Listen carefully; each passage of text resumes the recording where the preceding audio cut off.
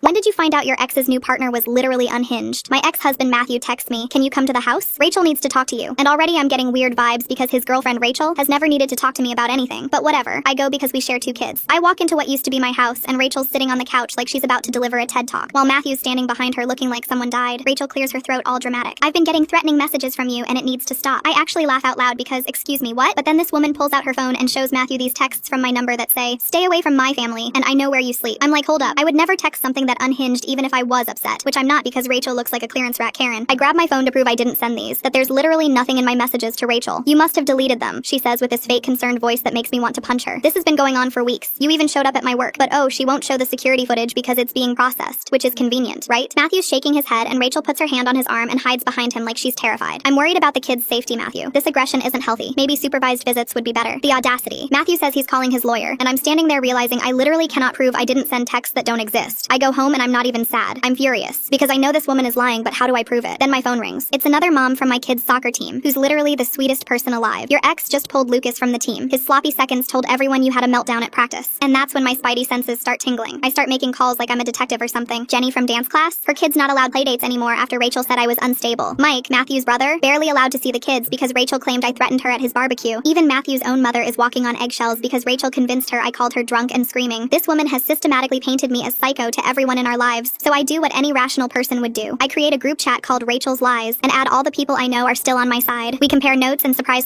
I was apparently everywhere at once threatening this woman. The delusion is thick with this one. One guy mentions he knows Rachel's ex-husband, and soon after is when things get interesting. So naturally we turn into the FBI and track down her ex on Facebook. I slide into his DMs and he responds immediately. "Get everything in writing. Document everything." Her ex calls me and spills the whole tea. Rachel did the exact same thing to him. False accusations, restraining orders, alienated him from his daughter completely. Apparently he tried to warn Matthew, but Rachel told him that her ex was her abusive stalker ex, which is like manipulator 101, right? Her ex sends me everything, and I mean everything. Court records and dismissed charges he filed against her. I check her Instagram and she's posting about protecting my babies, but they're my kids. Then I see she's already changed her bio to bonus mom of 2. The court date is in 10 days, and if she establishes a pattern of threats from me, I could lose custody. Matthew won't answer my calls, so I go full tech mode. I install doorbell cameras, dash cams, the works. 3 days later, my doorbell cam alerts me to motion at 2 a.m. It's Rachel, literally at my door, taking selfies looking scared, then pepper spraying herself and running back to her car. I'm talking about an Oscar-worthy performance for nobody, but she doesn't know about my camera. Next morning, Matthew's lawyer files an emergency protection order with photos of Rachel's injuries, saying I attacked her. We go to court and their lawyer's like, "This woman is dangerous, Your Honor," which is when I pull out my laptop like I'm about to give a business presentation. I play the doorbell footage and the judge's jaw literally drops. Then I show Rachel's deleted Instagram story from that same night saying, "Sometimes you have to do whatever it takes to protect your family." Time stamped 1 hour before she showed up at my house. Matthew's face goes white. Rachel starts ugly crying, but nobody's buying it anymore. Rachel gets charged for filing false reports. Matthew gets supervised visits for 6 months for enabling her.